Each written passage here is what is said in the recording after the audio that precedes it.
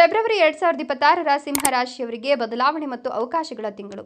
ನಿಮ್ಮ ಆತ್ಮವಿಶ್ವಾಸ ಹೆಚ್ಚಾಗ್ತದೆ. ಕೆಲವು ನಿರ್ಧಾರಗಳು ಜೀವನದ ದಿಕ್ಕನ್ನೇ ಬದಲಿಸಬಹುದು. ಉದ್ಯೋಗ ಮತ್ತು ವ್ಯವಹಾರ. ಉದ್ಯೋಗಸ್ಥರಿಗೆ ಹೊಸ ಜವಾಬ್ದಾರಿ ಅಥವಾ ಪ್ರೋತ್ಸಾಹ ದೊರೆಯುವ ಸಾಧ್ಯತೆ. ಸರ್ಕಾರಿ ಕೆಲಸ, ಅಧಿಕಾರ ಸ್ಥಾನಕ್ಕೆ ಪ್ರಯತ್ನಿಸ್ತಿರೋರಿಗೆ ಶುಭ ಫಲ. ವ್ಯವಹಾರದಲ್ಲಿ ಲಾಭ ಹೆಚ್ಚಾಗ್ತದೆ, ಆದರೆ ಹೂಡಿಕೆ ಬಗ್ಗೆ ಯೋಚಿಸಿ. ಪಾಲುದಾರರ ಜೊತೆ ಜಾಗರೂಕತೆ ಅಗತ್ಯವಾಗಿದ್ದು, ಹಣಕಾಸು ಆದಾಯ ಉತ್ತಮವಾಗಿರುತ್ತದೆ. ಹಳೆಯ ಸಾಲ ತೀರಿಸುವ ಅವಕಾಶ ಸಿಗಲಿದ್ದು, ಅನಗತ್ಯ ಖರ್ಚನ್ನು ತಪ್ಪಿಸಬೇಕಾಗುತ್ತೆ. ತಿಂಗಳ ಕೊನೆಯಲ್ಲಿ ಹಣಕಾಸಿನ ಒತ್ತಡ ಕಡಿಮೆಯಾಗ್ತದೆ.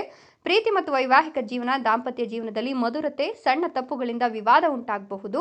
ಸಂಯಮ ಮುಖ್ಯವಾಗುತ್ತೆ. ಅವಿವಾಹಿತರಿಗೆ ಹೊಸ ಸಂಬಂಧದ ಸೂಚನೆ ಇದ್ದು, ಆರೋಗ್ಯದಲ್ಲಿ ಮಾನಸಿಕ ಒತ್ತಡ ಸ್ವಲ್ಪ ಹೆಚ್ಚಾಗಬಹುದು.